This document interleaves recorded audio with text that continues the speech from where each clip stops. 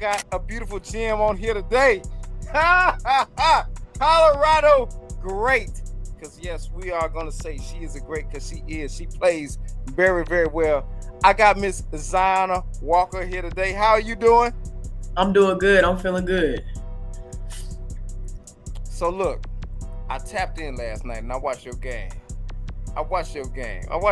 All I used look. For the last couple days, all I've been hearing is out of crooks, out of crooks, out of crooks. And then I seen Zyanna Walker go down with the layup and give it to her. Tell me how that felt. Nah, it felt good. It felt good. I actually been under the weather, so I really wasn't even feeling that good before that game. But no, it felt good to go in there, beat them, and then we couldn't let them beat us on our home court. So no, it felt good really to just go out there and get that win, and then contribute for my team. So yeah. For those of y'all that don't know, Miss Zyanna Walker, 2022 Gatorade Player of the Year with the state of Kansas. Look, I keep trying to explain to people these stars don't matter, performances don't matter, but I do have a question for you. Why did you choose Louisville if you ended up going to K-State anyway? I chose Louisville because they was coming off a Final Four. I know I wanted to go to the tournament and I want to go pro, still want to go pro. So I was like, well, I want to go to a school that produces pros. They had Dana Evans a few years before me. They had Haley that was going to go to the league. She's in the league now. So I was like, man, that's a good opportunity for me to go to a winning program and where they set me examples and set me up for that success. But when I got there, it was just, it wasn't what I expected, coaches wise. I don't feel like they had that vision for me. And they wasn't really going to get me to, they wasn't investing in me how I thought I needed to be invested in. So that's why I left. So I've been watching you for a long time. I'm telling you, man, the skills are there. Man, it's only one other player that I see in the nation right now that picks the basketball like you do. And when I say pick the basketball, y'all, I mean, look, 2 dribbles and she steals it away from you and she's back going the other way for the layup. It's only one other player I know, and that's Hannah Hidalgo. So for you being a combo guard and doing what you do, playing both ends of the court, how do you feel that you should go about picking your school? Because see, Louisville was the perfect fit for you at first. Mm-hmm. But how do you go about picking your school knowing all the skills that you have in that process? I think you got to look at how they play, watch multiple games, and see how the coach reacts to certain players doing certain things out there on the court, and then you got to kind of get a feel for the style of play that the team has. Are they a defensive-minded team? Are they a team that likes to play fast? Are they a team that relies on threes, relies on catch and shoot threes? Are they a team that, look like you could go out there and if you don't have nothing, go get a bucket? So I feel like that's how you got to kind of pick your team, because systems really matter in college basketball. You got to make sure you're in the right system that fits your game. So I learned that the hard way, 3 transfers, but it is what it is. Okay, so I'm glad you brought that up, because if we're going to talk about transfers, see, you're from Wichita, Kansas, correct? Correct. So you as a Kansas native, you're good with the cold weather, you're good with all the stuff that goes with the demographics of Kansas. You transfer to Kansas State. Everybody knows that I'm a diehard, Kansas State Wildcat. Look, I'm a diehard Kansas State Wildcat. What did it feel like playing in Kansas State with your home crowd? That felt good, and it felt good to go back closer to home and play college. So my family was able to come to a lot more games. They wasn't able to do like that at Louisville, so it felt good. I mean, not even just my family, just some friends could come to the games too. And then it was just a lot of injury and then energy, and then me being a Kansas kid, the fans kind of enjoyed that too. So that felt good. It felt like home, actually. So I watched you a lot. I seen you hit some game winners over there. I seen you impact the game defensively a lot. Yeah, I seen you playing some point guard, some shooting guard. I liked it.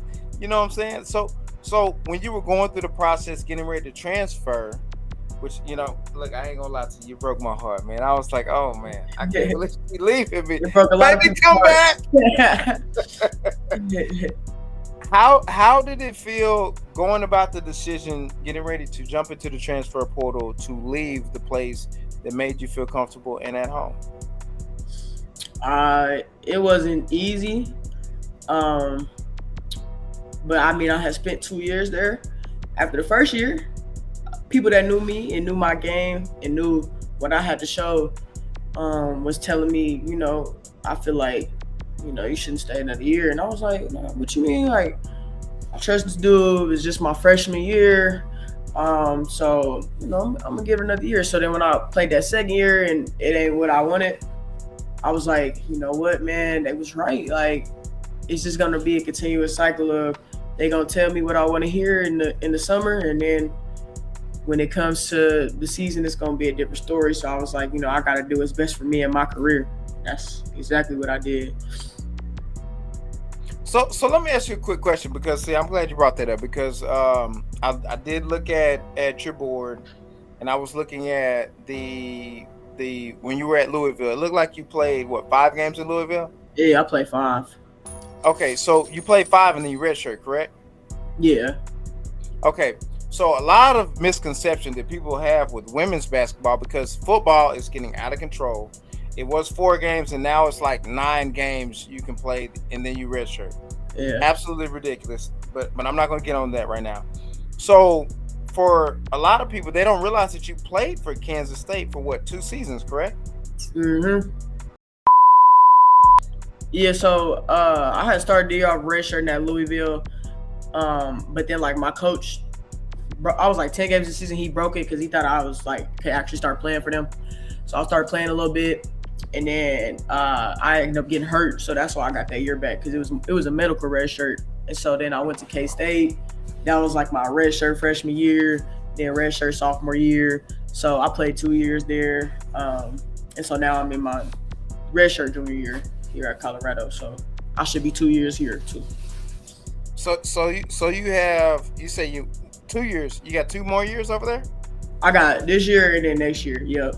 Yeah. Ah, okay. So people can come play with you over there, huh? Yeah, they can. Hey, yes, please.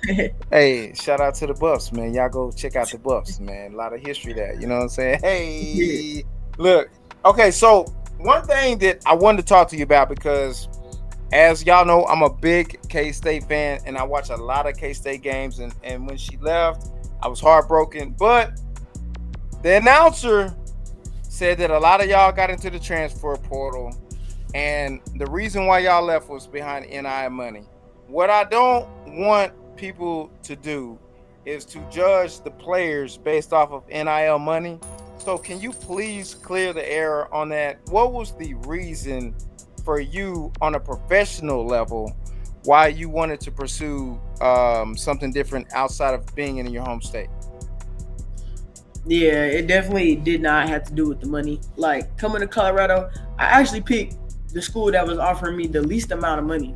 So like, I had a top 3 schools basically that I took my business on in the portal, and Colorado offered me the least amount of money just because the other schools was SEC schools, so they obviously get more rev share. So they were able to offer me a bigger package. But for me, it's not about the money. Like, I wanted to do what's best for my career. I want to go somewhere that's going to invest in me, that's going to love me, and is not going to, make me fit in a box. And at K-State, it felt like playing for Coach Mitty is just, I was playing in a box, and you have to fit his perfect system.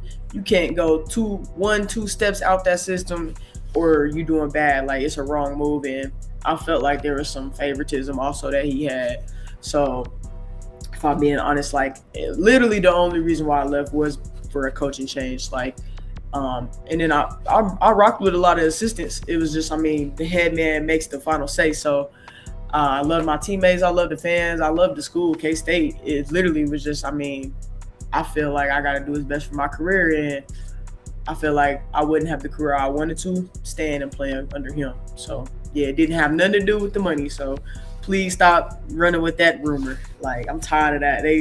I seen that all over Twitter and stuff when I transferred. Oh, these kids just want the no, especially not in the women's game. Like there's not enough money in the women's side. Like there is money, but it's not like how it is on the men's side to where people just jump a team to team for millions of dollars. Like no, that's not how it is.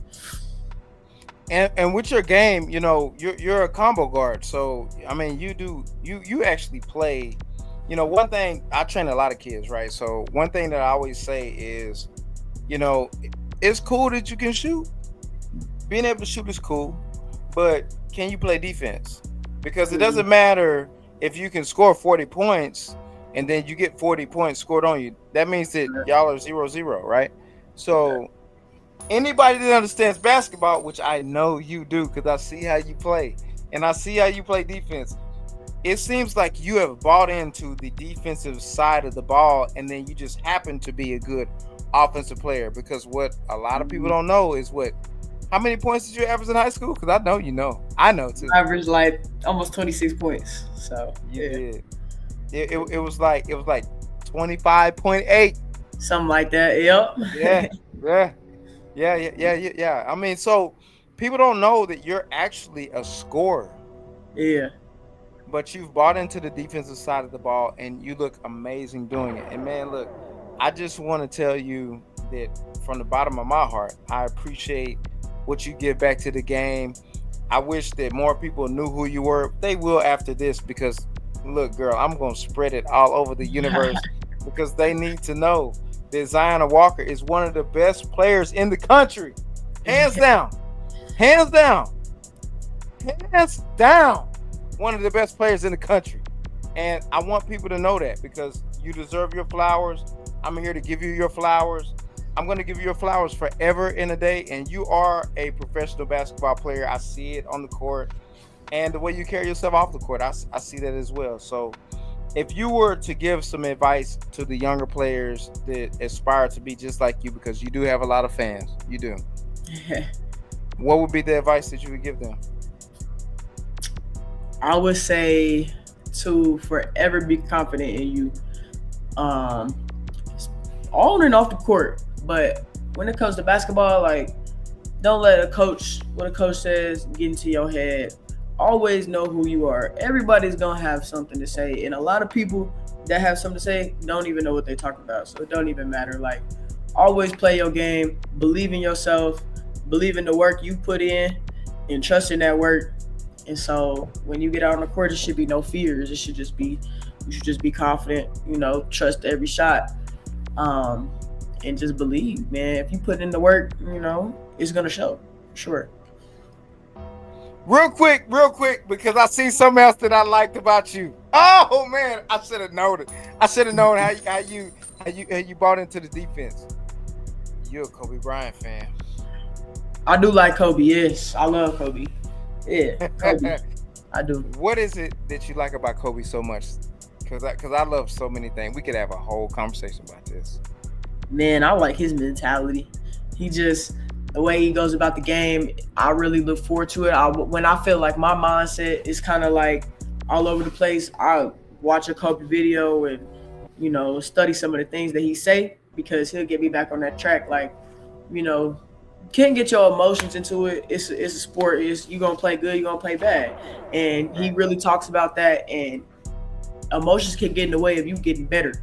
So, I mean, you just got to figure out what you did wrong in this moment, put the work in, and, do it better. I mean, Kobe was a gym rat, so that's why he had so much confidence in the world because he was shooting so many shots every day. He was dribbling, playing defense. He was doing everything every single day. So when it came to the games, I mean, he had the ultra confidence because he works on his game so much. So, yeah, that's what I really like about Kobe, just his mentality and just his approach to the game. So, I watched the game last night. I seen a lot of that Kobe mentality. I looked, I said, oh, man, I didn't know how I didn't see this. I didn't know that Kobe was one of your favorite. Because, most people say, Ja Morant, LeBron. Yeah. Then every now and then they sprinkle some Jordan in there, because the new age players don't really say Jordan too much. They, because we see Kobe. You know what I'm saying? The way that you play the game, real talk, and this might be giving some of my age, but you play like Rod Strickland. Really, You Raj. play like Rod. I've Rod heard of him before, but I don't know too much about him. But I heard him before though. That's what you remind me of because I can tell that you care about the game. Those Yeah. guys, they cared about the game. They love the game. You know what I'm saying? And so, shout out to you, man. Like, I really appreciate you taking time out of your busy schedule. You just played last night. I know you're tired. I don't want to hold you too long, but I appreciate you for taking time to come speak with me. Hey, it's all love over here with the big fish at the Shark Tank. And you are welcome back. Anytime you just want to talk ball or anything else, you just hit me up and we can lock in and Yes, sir. I do it how got we you. do. For sure. So, hey man, give these people something to hold on to before you leave. Shout out to your people. Who you want to talk to? Man, shout out my mom. I wouldn't be here without my mama. She did so much for me. Man, shout out Wichita. I'm gonna forever try to put on for the dub. That's my city for life. Shout out Wichita. And man, that's all I got, man. That's it. Appreciate you. It's your boy, Megalodon J, and we out.